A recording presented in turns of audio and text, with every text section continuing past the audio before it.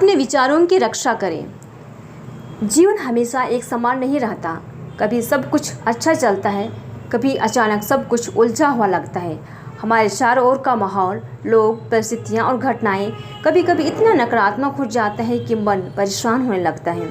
परंतु सच्ची बुद्धिमत्ता और आत्मिक शक्ति यह है कि हम अपने मन को स्थिर रखें, चाहे बाहरी परिस्थिति कितनी भी कठिन क्यों न हो।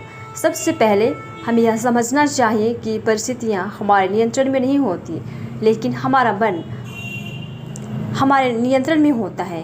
हम यह तय नहीं कर सकते कि हमारे आसपास कौन क्या बोलेगा या क्या करेगा, पर हम यह आशय तय कर सकते हैं कि हमें उस स्थिति में कैसा प्रतिक्रिया देनी है। जब हम अपने भीतर की शांति को संभालना सीख जाते हैं, तब बाहरी तूफान भी हमें डिगा नहीं पाता। पहला कदम है स्वीकार करना। जो हो रहा है उसे स्वीकार करें। जब हम परिस्थिति से लड़ते हैं तो हमारा मन और अधिक परेशान होता है, लेकिन जब हम कहते हैं हाँ, यह स्थिति कठिन है पर मैं इसे संभाल सकता हूँ, तब मन में शक्ति आने लगती है। हर कठिन समय हमें कुछ सिखाने आता है।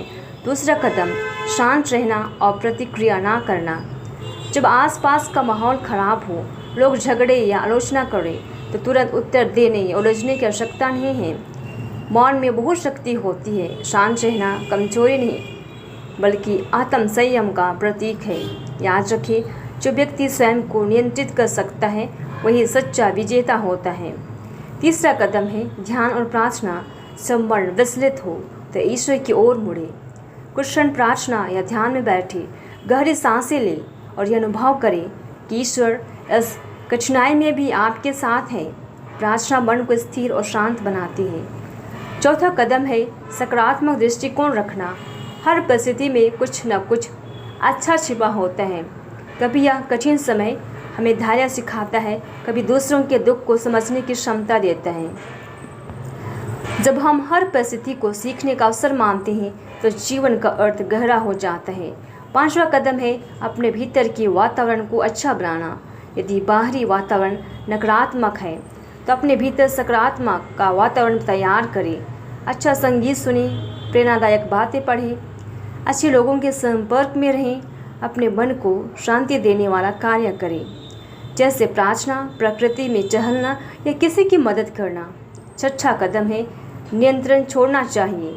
हर बात को अपने अनुसार करने की कोशिश करने से तनाव बढ़ता है। कभी कभी बस जीवन को बहने दें। जब हम ईश्वर पर भरोसा करते हैं तो हमें यह विश्वास होता है कि हर परिस्थिति अस्थायी है और यह समय भी बीत जाएगा। सातवां कदम है अपने विचारों की रक्षा करें। मन में जो विचार आते हैं वही हमारे जीवन की दिशा तय करते हैं। यदि बार बार नकारात्मक सोचेंगे तो परिस्थिति और कठिन लगेगी, पर यदि हम कहें मैं सक्षम हूँ, मैं शांत रह सकता हूँ, ईश्वर मेरे साथ है, तो मन में स्थिरता बनी रहती है। अंत में याद रखें कि कोई भी परिस्थिति हमेशा के लिए नहीं रहती। जैसे रात के बाद सुबह होती है, वैसे ही कठिन समय के बाद भी शांति और सुख आता है। जो व्यक्ति कठिन परिस्थितियों में भी शांत रहता है वही दूसरों के लिए प्रकाश बनता है। जब आसपास का माहौल अच्छा ना हो तब खुद को परेशान करने के बजाय भीतर की शांति को संभालें। प्रार्थना, धैर्य और सकारात्मक सोच में हर परिस्थिति को पार किया जा सकता है। बाहरी अंधकार में डरने के बजाय अपने भीतर के दीपक को जलाएं, क्योंकि जो व्यक्ति भीतर से शांत है उसे कोई परिस्थिति हिला नहीं सकती।